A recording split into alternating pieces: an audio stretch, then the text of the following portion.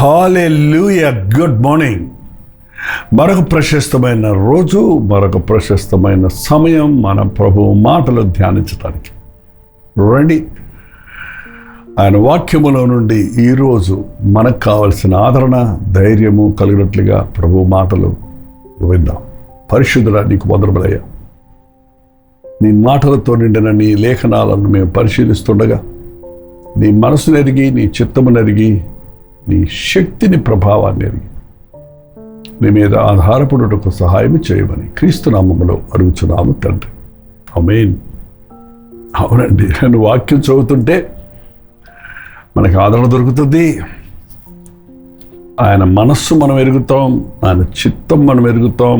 అన్నిటికంటే ముఖ్యంగా మరో మాట ప్రార్థనలో చేశాను, మీరు గమనించారో లేదో, ఆయన శక్తిని, బలాన్ని మనం ఎరుగుతాం. హల్లెలూయా.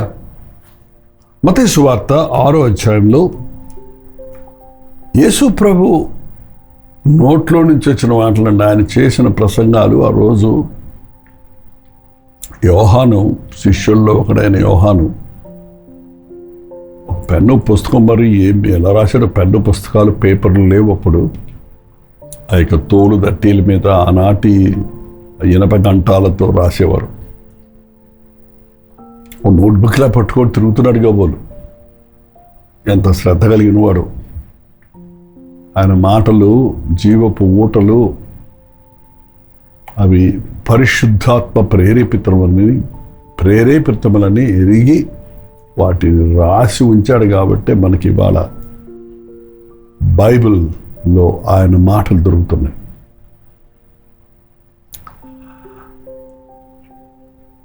మత్తయి రాశాడు.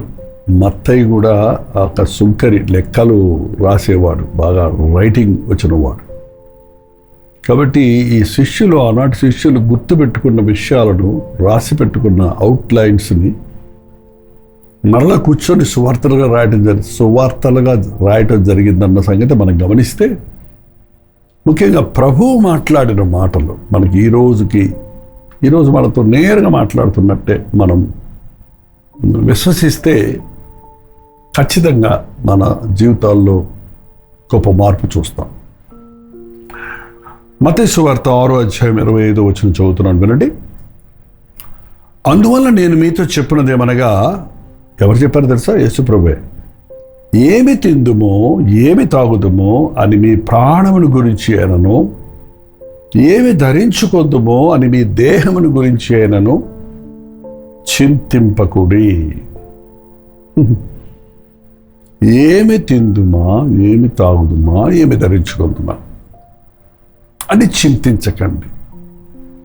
అసలు మనుషుడు పడే ప్రయాసంతా బాగా తినాలి, బాగా వస్త్రధారణ చేయాలి, ముఖ్యమైన మినిమం నీడ్స్ కదా. తిండి, గుడ్డ అంటారు. ప్రభువా, నేను వెళ్ళి మార్గం అంతట్లో నువ్వు నాకు తోడై ఉండి నన్ను క్షేమంగా కాపాడి, తినుటకు ఆహారము, వేసుకుంటూ వస్త్రాలు ఇస్తే నువ్వు నాకు దేవుడై ఉంటావు అని యాకోబు మొక్కున్నాడు. చూడండి, అంత చౌకబారుగా మొక్కున్నాడు అనుకోండి. Yes, minimum needs are that కదా. దానికి ఒకసారి తిప్పలు పడుతున్నాం. దాంట్లో ఎన్నో ఆడంబరాలు వస్తాయిలేండి. తినేటప్పుడు మళ్ళీ అది కావాలి, ఇది కావాలి, ఒక రకమైన తిండి, ఒక రకమైన వస్త్రధారణ. బట్ మనుషుడికి 24 గంటలు ఇదే ధ్యాస. ఏం తిందామా, ఏం తాగుదామా, ఏం కట్టుకుందామా, ఏం ధరించుకుందామా, ఏం సంపాదించుకుందామా, ఏం కూడబెట్టుకుందామా, ఏం కొనుక్కుందామా, ఏం దాచుకుందామా. అలా ఆతృత పడేవారిని మీరు చూసినట్లయితే అనుభవించకుండా దేనికోసం ఆతృతపడుతుంటారు. సంపాదించిన దాన్ని అనుభవిస్తలేదండి వాళ్ళు చాలామంది. మీ కష్టార్జితాన్ని మీరు అనుభవించదరు అనుంది, అది నిజమైన ఆశీర్వాదం. నువ్వు కష్టపడింది పరులు పాలైపోవటం వల్ల, వృధా అయిపోవటం వల్ల, నువ్వు కష్టపడింది నువ్వు అనుభవించకముందే నువ్వు ఈ లోకాన్ని విడిచిపెడతాం వల్ల ప్రయోజనం ఏమని చెప్పండి. మనుషుడు చింతిదే. పొద్దున లేస్తే ఏం తిందాం, ఏం తాగుదాం, ఏం ధరించుకుందాం. ప్రభు అంటున్నాడు, మీరు ప్లాన్ చేయొద్దంటం లేదు, వాటి కొరకు మీరు పని చేయొద్దంటం లేదు. చాలామంది ఏ పని చేయకుండా తిండి కోసం ఆశపడతారు. గొప్పవాళ్ళు అవ్వాలనుకుంటారు. పని చేయని వాడు భోజనం చేయకూడదు అంటారు. ప్రతి వాడు ఏదో ఒక పని చేసి తన అక్కర్ల నిమిత్తమై సంపాదించుకోవాలంట బైబిల్లో. అందుకే మనం సృష్టించబడ్డాం. అందుకే అప్పుడే మనం ఆరోగ్యంగా ఉంటాం. కానీ పని చేయొద్దని చెప్పటం లేదు, పని చేయాలి. ప్లాన్ చేయొద్దని చెప్పటం లేదు, అంటే ప్లాన్ చేసుకోవద్దు, ఒక ఉద్దేశం కలిగి ఒక ఏర్పాటు చేసుకోవద్దని చెప్పటం లేదు ప్రభు. మనల్ని చింతించొద్దు అంటున్నాడు. చింతించటం వలన ఎవరు మూరెత్తు చేసుకోలేరు. చింతిస్తూ కూర్చునే బదులు ఏదో పని చేస్తే ఏదో ప్రయోజనం ఉంటుంది. చింతిస్తూ కూర్చునే బదులు ఆ చింతను ప్రార్థనగా మార్చుకొని ప్రభు సన్నిధిలో ప్రార్థించుకుంటే ఆయన మీద మన భారాన్ని మోపితే సరిపోద్ది. ఆయన ప్రతి అవసరం తీరుస్తాడు. కానీ ఏమీ చేయకుండా గోర్లు గిల్లుకుంటూ కూర్చొని నేను ఆశీర్వదించబడలేదే, అభివృద్ధి పొందలేదే, నాకు తిండి లేదే, నాకు వస్త్రాలు లేవే, నాకు అవి లేవే, ఇవి లేవే అనడం వల్ల ప్రయోజనం లేదు. అదే ప్రభు చెప్తున్నాడు, దాని గురించి మీరు చింతించొద్దు, అయినా నేను మీ ప్రతి అవసరత తీరుస్తా. నేను సృష్టించినోడిని నేను కాదండి. మనం బిడ్డల్ని కంటున్నాం, కన్న బిడ్డల్ని మనం పోషించమా? కన్న బిడ్డల యొక్క అవసరతలు తీర్చమా? మన చెడ్డవారిమై ఉండి మన బిడ్డలకి మంచి ఇవ్వాలని ఆశపడుతున్నప్పుడు మన పరలోకపు తండ్రి మనకి ఎందుకు ఇవ్వడు? శ్రేష్టమైన వాటి ఇస్తాడు. అనవసరమైన వాటి కొరకు చింతించకండి. కారణం, మీ ఆహారము కంటే ప్రాణమును, వస్త్రము కంటే దేహమును గొప్పవి కదా. ఆహారం ఉందండి, ప్రాణం లేదు, ఏం ప్రయోజనం? వస్త్రాలు ఉన్నాయండి, దేహం ఆరోగ్యంగా లేదు. హాస్పిటల్లో ఉన్నోళ్ళు ఎన్ని సూట్లున్నా, ఎన్ని పట్టు చీరలున్నా, ఎన్ని ఆభరణాలు ఉన్నా అవన్నీ తీసేసి, మన హాస్పిటల్స్లో అయితే వాళ్ళ చెవులకి, ముక్కులకి, ఉన్నాయి చేతులకి అన్నీ తీసిపెట్టి వాళ్ళు ఇచ్చిన గౌన్ వేసి పడుకోబెడతారు అక్కడ.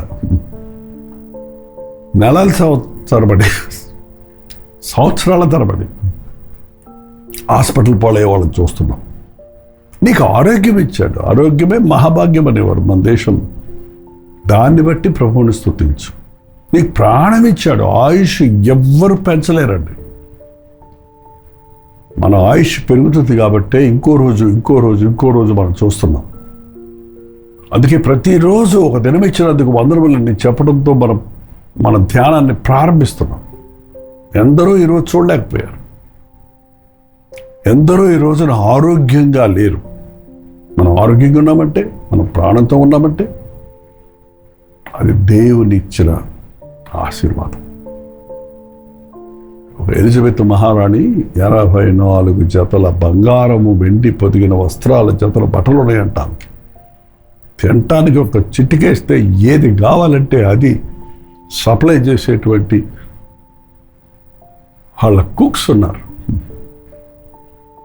కానీ ఆమె మరణ పడక మీద ఉన్నప్పుడు వైద్యులే చెప్పారమ్మా, నీ పని అయిపోయింది, ఇంకా కొన్ని నిమిషాల కంటే నీవు ఎక్కువ బతకలేవు, మీరు ఏమన్నా చివరిసారిగా రాణి కాబట్టి మీరు చేయాల్సి ఉంటే చెప్పుకోండి అని వాళ్ళు ఒక హెచ్చరిక ఇచ్చారు. ఆమె ఒక సెకండ్కి ఎన్ని కోట్ల డాలర్లు కావాలంటే అంతిస్తాను, మరికొన్ని నిమిషాలు, మరొక రోజన్నా కనీసం నన్ను బతికించండి అని ఏడుస్తూ ఆ ఉన్న 10 నిమిషాలు కూడా రోధిస్తూనే మరణించిందట. అవును, ఎంత డబ్బున్నా ఆయుష్ను డబ్బుతో కొనలేము. ఎన్ని ఆభరణాలు, వస్త్రాలు, కార్లు, మేడలు, మిద్దెలున్నా ప్రాణం లేకపోతే ప్రయోజనమేముంది?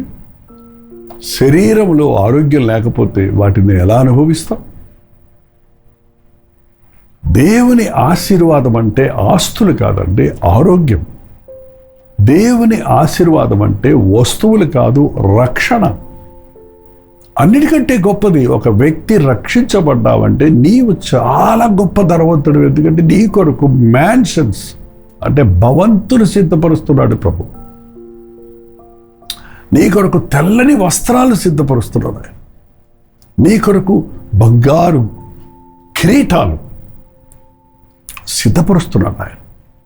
నిన్ను బంగారు వీధుల్లో నడిపించడానికి దేవుడు నీ కొరకు, నా కొరకు, ఆయన యందు విశ్వాసం ఉంచిన వారి కొరకు పరలోకపు పట్టణమును నిర్మించాడు.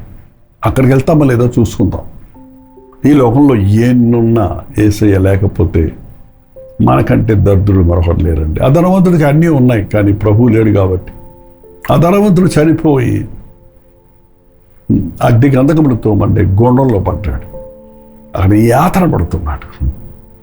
ఆ దరిద్రుడికి ఏమీ లేదు, కానీ దేవుని అందు విశ్వాసం ఉంది కాబట్టి దేవుని పరలోకములు పరదేశంలో అబ్రహాము ఒడిలో కూర్చోగలిగాడు. ప్రభు చెప్తున్నాడు, don't worry about your future, don't worry about your food, don't worry about your needs. God will supply all your needs according to his riches and glory. ప్రభు మన ప్రతి అవసరతను తీరుస్తాడు అన్న విశ్వాసం మీకుంటే దిగులు పడక్కర్లేదు. ఆయన ఉదాహరణ చెప్తున్నాడు, మీరు వస్త్రాల గురించి దిగులు పడతారు ఎందుకు, తిండి గురించి దిగులు పడతారు ఎందుకు? 26వ వచనంలో ఆకాశ పక్షులు చూడండి, అవి విత్తవు, కోయవు, కొట్లలో కూర్చుకోవు, కానీ వాటిని పోషిస్తున్నాడు కదా ప్రభు. ఒక్కరోజు కూడా పోస్తుంటుంది అది. ఆకాశ పక్షులకి ఈ రేపటి గురించిన చింత లేదు. అవి తమ పరలోకపు తండ్రిని మీద ఆధారపడి తన గూట్లో నుంచి బయటకు వెళ్తుంది. సంపూర్ణంగా భుజించి సాయంత్రం అయ్యేటప్పటికీ గూటికి చేరుతుంది. ఇంట్లోనే గూట్లోనే కూర్చొని ఆహారం ఆహారం ఆహారం అంటే రాదేమో కానీ అది రెక్కలు వేసుకొని ఎగురుతుంది. దేవుడు రెక్కలు ఇచ్చాడు నాకు, వెతుకుడి మీకు దొరుకును. అలాగే అడవి పువ్వుల్లో చూడండి, అవి ఎలా ఎదుగుతున్నావు, కష్టపడవు, వడకవు, ఆయనను తన సమస్త వైభవముతో కూడిన సొలొమోను సహితము వాటిలో ఒకదాని వలె అలంకరించబడలేదు. Richest fellow, wisest fellow Solomon చాలా గొప్ప ధనవంతుడు, బహుధనవంతుడు. రాజు అయిపోయాడు. అన్ని ఇంపార్టెంట్ థింగ్స్ అన్ని తెచ్చి పెట్టుకున్నాడు ఇంట్లో, అన్నీ ఉన్నాయి అతనికి. కానీ అతను ఎంత అలంకరించుకున్న వెండి బంగారాలతో, వస్త్రాలతో, నేను గడ్డి పువ్వుల్ని అలంకరించినట్టుగా ఎవరు అలంకరించుకోలేరు. అడవి పువ్వులు చూడండి, ఎక్కడ చూశారు మీరు? చూసారా? బొటానికల్ గార్డెన్స్కి వెళ్తే, ఊటీ, కున్నూరు లాంటి మన దేశంలో ఉన్న స్థలాలకు కూడా మీరు వెళ్తే, ఆ సీజన్ టైంలో అలా చూస్తుంటే ఆ కలర్స్, ఆ yellow, blue, green, violet, maroon, ఆ different shades, different flowers, different designs అలా భూమి మీద పరిచి పెరిగి ఉంటాయండి. ఎంత అద్భుతంగా ఉంటాయో చూస్తే, ఏదో ఎవరో చక్కగా దాన్ని నేసినట్టుగా ఉంటాయి. అడవి పువ్వులను దేవుడు అలాగే అలంకరిస్తున్నాడు. కొన్ని పక్షులు మీరు చూస్తే వాటిని ఎంత చక్కగా ఆయన క్రియేట్ చేశాడో గమనిస్తే ఆశ్చర్యం వేస్తుంది. ఎంత కలర్ఫుల్గా చేశాడు వాటిని. ఆయన అంటున్నాడు, ఆకాశపు ఇవాళ ఉండి సాయంత్రం ఎండిపోయే గడ్డిని ఆశీర్వదించిన దేవుడు నేడుండి రేపు పొయ్యిలో వేయబడే అడవి గడ్డిని దేవుడిలా అలంకరించినాడు. అల్ప విశ్వాసులారా, మీకు మరి నిశ్చయముగా వస్త్రములు ధరింపజేయును గదా.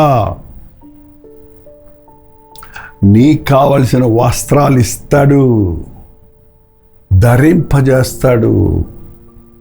మొట్టమొదట ద డిజైనర్, వస్త్రములు ధరింపజేసిన వాడు ప్రభువే, దేవుడేనండి. ఏదైనా తోటలో వాళ్ళేదో ఆకులు చుట్టుకున్నారు అండి, కానీ లెదర్ గార్మెంట్స్, తోలుతో వస్త్రాలు వాళ్ళ సిగ్గును కప్పెడు ఉంటుంది. ఆనాడు ఈనాడు ఏకరీతిగా ఉన్న ప్రభు ఆయన నమ్మిన వారికి ఏ మేలు కొరకు చేయడు. ఊరికే వర్రీ అవ్వకండి. మీ వర్రీని ప్రేయర్గా మార్చండి. మీ బాధను ప్రార్థనలో పెట్టండి. మీ అవసరతను దేవుడి సందులో చెప్పండి. మీ బాధలు ఉండవు అని నేను చెప్పటంలా, మనకు ఉంటాయి. ఈ లోకంలో ఉన్నప్పుడు ఖచ్చితంగా ఇవాళ తింటే మళ్ళీ రేపు ఆకలేస్తుంది. పొద్దునేసుకుంటే వస్త్రాలు సాయంత్రానికి మురికైపోతాయి. కొంతమందికి అయితే 4 రోజులు అయితే మొక్కలు చిరిగిపోతాయి, పీలికలు అయిపోతాయి, ఉతికి మళ్ళీ కావాలి, మళ్ళీ కొనాలి, మళ్ళీ తినాలి, మళ్ళీ వండాలి, మళ్ళీ పెట్టాలి. ఖచ్చితంగా ఇది ఆయాసమే, ప్రయాసే. కానీ ఇవి శీఘ్రంగా అయిపోతాయి, మనం ఎగిరిపోతాము ఉన్నది బైబిల్. కాబట్టి ఆ పరలోకం మీద ధ్యానం పెట్టుకొని నీతిని రాజ్యాన్ని ప్రభావం నడిచేవారుగా నా నీతిని, కాబట్టి నా నీతిని రాజ్యాన్ని మొదట వెతకండి, అప్పుడు ఇవన్నీ మీకు అనుగ్రహిస్తాను అన్నాడు. హల్లెలూయా. అందుకే ప్రార్థన అండి, అందుకే విశ్వాసం, అందుకే దేవుని మీద భారం వేయటం నేర్చుకోండి. మీ భారం యెహోవా మీద మోపు, ఆయన నిన్ను ఆదుకుంటాడు, ఆయన్ని అవసరతిస్తాడు. నీ బాధ ఆయనకి చెప్పు. అమ్మ ఆకలి అంటే అమ్మ పెట్టుద్దమ్మ, నాన్న ఫీజు కట్టాలంటే కడతాడు మీ డాడీ. పరలోకపు తండ్రి మీ ప్రతి అవసరత తీరుస్తాడు. ఈ రోజు నుంచి ప్రార్థనలు ఎక్కువ సమయం గడపండి. మీకు వరే ఉన్నప్పుడు ఎక్కువగా ప్రార్థించండి. అవన్నీ దేవుడి సందులో పెట్టి ప్రభా ఇది కావాలి, అది అవసరం, నా బాధ చూడు, నా స్థితి చూడు, నా కొరత చూడు అని నమ్మండి. నా అవసరత దేవుడు తీరుస్తాడు అని నమ్మని వాడు నాస్తికుడు కంటే హీన స్థితికి దిగజారినవాడండి. నాస్తికుడు దేవుడు లేడనే వాడికి నమ్మకం ఉండదు. నువ్వు దేవుడు ఉన్నాడు అంటున్నావు కదా, మరి నమ్మవే నీ అవసరం తీరుస్తాడని. నువ్వు నమ్మనప్పుడు నువ్వు హేతువాది కంటే అధ్వానమైన స్థితికి దిగజారిపోయిన వాడు. విశ్వసించు, అద్భుతాలు చూస్తాం. ప్రార్థన. పరిశుద్ధుడా నీకు వందనములయ్యా, మా ప్రతి అవసరత తీర్చగలిగిన వాడివి నీవు ఉన్నావని. ఈ లోకంలో మేము జీవిస్తుండగా మా కొరతలు, కొదువులు, అవసరతలు తీర్చి మమ్మల్ని పోషించే, సంరక్షించే, నడిపించే గొప్ప రక్షకుడుగా నీవు ఉన్నావన్నది మేము ఎల్లప్పుడూ గుర్తుపెట్టుకొని మా చింత యావత్తు నీ మీద వేయటకు, మా భారమంతా నీ సన్నిధిలో చెప్పుకున్నట్టుకు, మా దిగులును ప్రార్థనగా మార్చుకొని నీకు విన్నవించుకొని నీవిచ్చే జవాబులను బట్టి, నీవు చేసిన మేలును బట్టి నిన్ను స్తుతించి గంతులు వేయటకు, నీ యందు సాక్షులుగా జీవించటకు మా ఒక్కొక్కరికి నీ సహాయం చేయమని క్రీస్తు నామములో అడుగుచున్నాను తండ్రి. ఆమేన్. మన తండ్రి అయిన దేవుని యొక్క ప్రేమయు, కుమారుడైన క్రీస్తు యొక్క కృపయు, ఆదరణకర్త అయిన పరిశుద్ధాత్మ యొక్క సహవాసం కుడి వచ్చిన మనందరికీ ఇప్పుడు సదాకాలం తోడై ఉండును గాక. ఆమేన్. దేవుని స్తోత్రం. మీ ప్రార్థనా స్తుతుల భారాలు 954041 నెంబర్కి, ఇతర దేశాల్లో ఉంటే 91001008 నెంబర్కి తెలియచేయండి. ఎస్, మీ పక్షంలో మేము కూడా ప్రార్థన చేయడానికి సిద్ధంగా ఉన్నాం. మీరు ప్రార్థించండి. దేవుడు తన అద్భుతంగా మన ప్రతి అవసరం తీరుస్తారు. అది గుప్పిలి విప్పితే సకల జీవులు తృప్తి పొందుతాయి. కాబట్టి నాకు అసాధ్యమైంది ఏది లేదన్న ప్రభువు మీద విశ్వాసం ఉంచి ప్రతిదానికి దిగులుబడి చిత్తబడి కూర్చోక ప్రతి అవసరంతో ప్రభువు ముందు పెట్టి ప్రార్థించి విశ్వసిద్దాం. అద్భుతమైన సమాధానం పొంది, జవాబులను పొంది ఆయన్ని స్తుతిద్దాం. ప్రోచితమైతే మధ్యాహ్నం 3 గంటలకి హెచ్చరిక, అలాగే సాయంత్రం 9 గంటలకి కలువరి ప్రతి తోడులు మళ్ళీ కలుసుకుందాం. అంతవరకు దేవుడు మహాకృప మీకు తోడైంది గాక.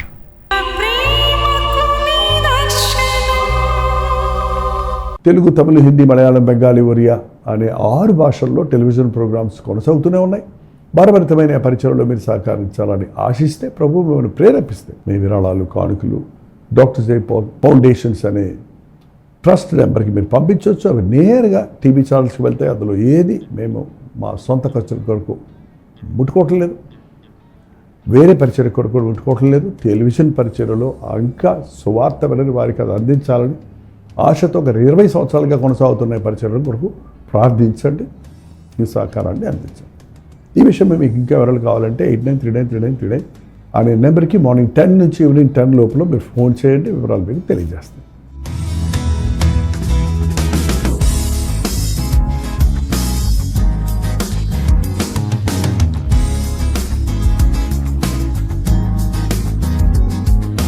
హల్లెలూయా.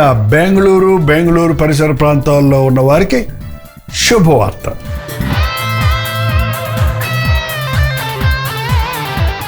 ప్రభుత్వమైతే బెంగళూరులో మే నెల 28వ తారీఖున ఒక ప్రత్యేకమైన 1 డే గెట్ టుగెదర్ను మీ కొరకు ఏర్పాటు చేస్తున్నాం. మధ్యాహ్నం 2 గంటల నుంచి 5 గంటల వరకు, 6 గంటల నుంచి 9 గంటల వరకు జరిగే ఈ 2 సెషన్స్లో పాల్గొని దైవాశీర్వాదాలు పొందండి.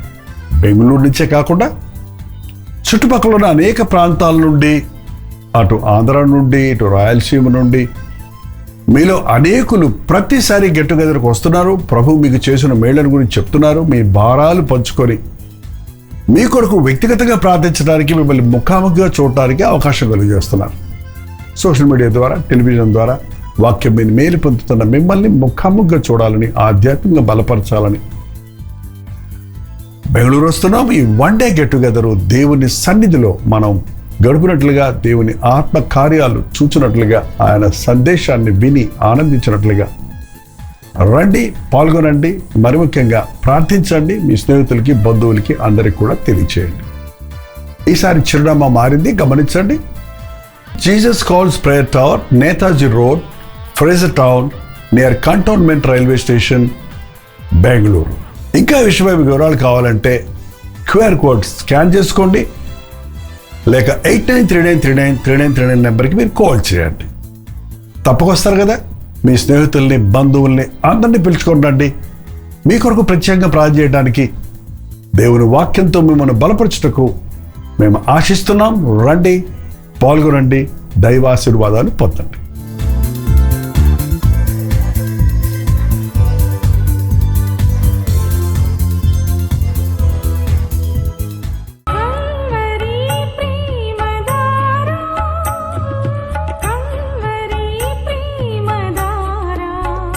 కల్వరి ప్రేమధార అనే మా ద్విమాస పత్రికను ఈ మధ్య త్రైమాస పత్రిక అంటే 3 నెలలకి ఒక్కసారి మాత్రమే ప్రింట్ చేయగలుగుతున్నాం. మరి గత 40 సంవత్సరాల పైబడి కొనసాగుతున్న ఈ పత్రికను ఆపు చేయటం ఇష్టం లేక దీన్ని త్రైమాస పత్రికగా మార్చున్నాం. మీరు కల్వరి ప్రేమధార పత్రికను చదువుతున్నారా? ఒక ఉచిత పత్రిక కావాలంటే ఇవ్వాలే మీ పేరు, చిరునామా, అడ్రస్తో పాటు, ఇంటి నెంబర్తో పాటు క్లియర్గా పంపించండి. తప్పకుండా ఒక ఉచిత పత్రికను మీకు పంపిస్తాం.